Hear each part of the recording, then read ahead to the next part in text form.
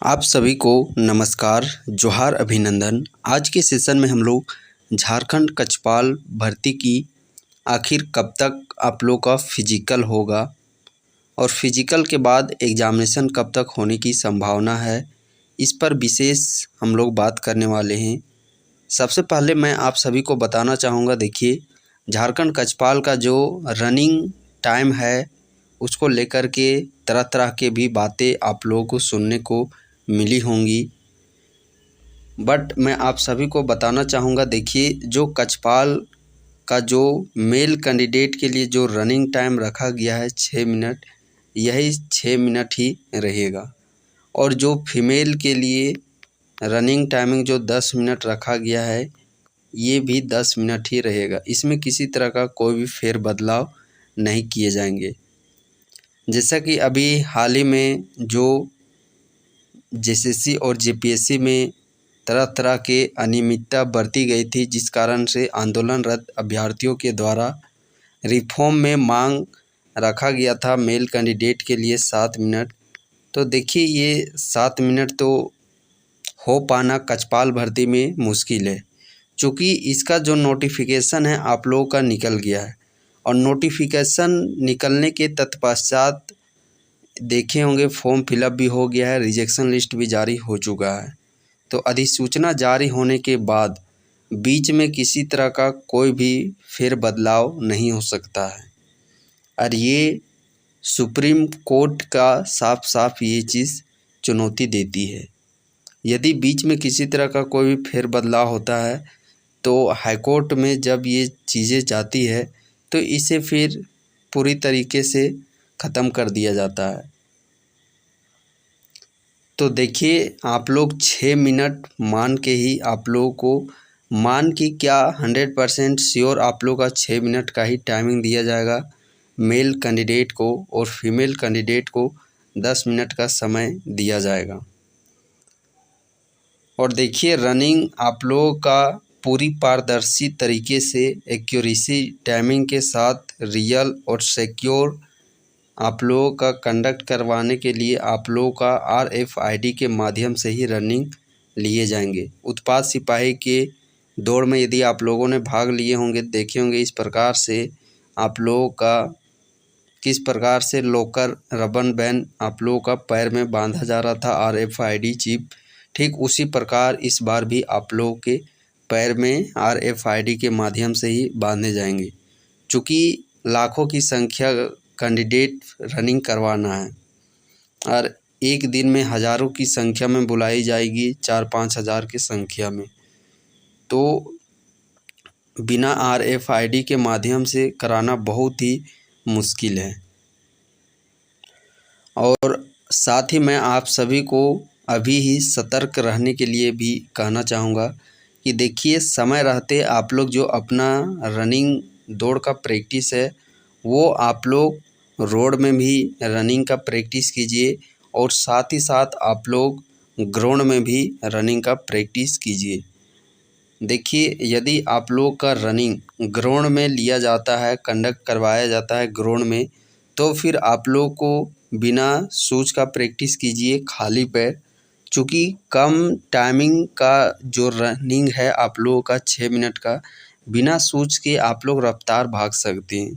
लेकिन हाँ, जब यदि आप लोग का ग्राउंड में दौड़ होगा तभी आप लोग बिना शूज़ के दौड़िएगा। और यदि आप लोगों का रोड में रनिंग होता है तो रोड में आप लोगों को जूता पहन करके ही दौड़ना है। इसलिए चूँकि यदि आप खाली पैर रोड में PCC रोड में दौड़िएगा तो आपके पैर के तलवे भी छिल सकते हैं। तो रोड में यदि रनिंग होगा तो उसके लिए आप लोगों को जूता पहन के दौड़ना है, और ग्राउंड में यदि रनिंग होगा तो खाली पैर आप लोगों को दौड़ना है। और प्रयास करना है कि रनिंग टाइमिंग जब भी आप लोग दे रहे होंगे, टाइमिंग मेजर कर रहे होंगे, तो सिंगल कभी कभी आप लोग प्रैक्टिस कीजिए। चूँकि जिस प्रकार उत्पाद सिपाही में आप लोग देखे होंगे बारी बारी से सबको जैसे जैसे पैरों में RFID माध्यम से वो कंप्लीट हो जा रहा था, वैसे वैसे लोगों को भेजा जा रहा था। तो उसमें क्या है कि आप लोगों को खुद का कंपटीशन खुद के साथ करना है, ग्रुपिंग में क्या होता है, ग्राउंड में, आर्मी का दौड़ में या फिर किसी भी दौड़ में, एसएससी जीडी ये सब में आप लोग देखे होंगे, तो एक ही बार सबको छोड़ा जाता है। जितना भी 150-300, 200-250 का ग्रुप बनता है, तो उसमें कंपटीशन हो जाता है कि मुझे उसके साथ में ही लगाना है रेपिटेशन, उसको पकड़ के चलना है। तो माइंडसेट उस तरीके से बनता है। बट यहाँ पे क्या होगा, पहले इसको भेजा जाएगा, फिर इसका कंप्लीट होगा, फिर इसको भेजा जाएगा। तो उस तरीके से अपने माइंडसेट को आप लोगों को बनाना है कि सिंगल आपको खुद का कंपटीशन करना है। और जिस प्रकार वर्तमान स्थिति जो चल रही है, तो इस कारण से अभी जितने भी कैंडिडेट जो कि गलत तरीके से भर्तियों में सम्मिलित हो रहे थे, चयन हो रहे थे, वो सारे कैंडिडेट अब सतर्क हो चुके हैं। चूँकि वर्तमान जिस प्रकार से परिस्थिति वैकेंसियाँ को रद्द किया गया है, थोड़ी बड़ी गड़बड़ी होने के कारण बड़ी मात्रा में भ्रष्टाचार, अनियमितता बरती गई थी नियुक्ति प्रक्रिया में, इस कारण से तो देखिए अब आने वाले जितने भी वैकेंसियाँ हैं उसमें ना के बराबर गड़बड़ियाँ देखने को मिलेगी। और हर एक चीज़ अब सतर्कता के साथ, सावधानी बरतने के साथ हर एक भर्ती प्रक्रिया को आगे करने का प्रयास किया जाएगा। और जहाँ भी तमाम गड़बड़ियाँ देखी जाएगी, क्योंकि अब यहाँ के जो अभ्यर्थी थे झारखंड के, वो भी अब जागरूक हो चुके हैं। जहाँ पे गड़बड़ी होती है उस गड़बड़ी में सुधार करने के लिए किस प्रकार से बातें मनवानी है, बैक फुट पर लानी है सरकार को, ये अच्छी तरीके से भली भांति लोगों को अब पता चल चुका है। तो आने वाले समय में जिस प्रकार लगातार आप लोगों को बीच में ये चीज़ बोला भी जा रहा था कि देखिए अभी अंधेरी रात है, उजाला भी आएगा ज़रूर, और वो शायद अब उजाले का दिन अब आप लोगों का आ चुका है। हर एक रात के बाद सवेरा उजाला सूर्य रोशनी के साथ होता है। तो अब समझिए कि सवेरा होने का समय, जो अंधकार का समय था, अब वो झारखंड से धीरे धीरे विलुप्त हो रहा है। उजाले का अब समय आ रहा है। मीन्स जो मेहनत करने वाले अभ्यर्थी थे, अब आप लोग का समय आ चुका है। आप लोग अपने मेहनत के बलबूते, शरीर से पसीना बहाकर आप लोग सिलेक्शन, अब कोई नहीं रोक सकता आप लोगों का। तो भरपूर मेहनत कीजिए इस बार। और देखिए परीक्षा तिथि की बात करते हैं और फिजिकल डेट की बात करते हैं, तो अक्टूबर का डेट दिया गया था हाईकोर्ट के तरफ से।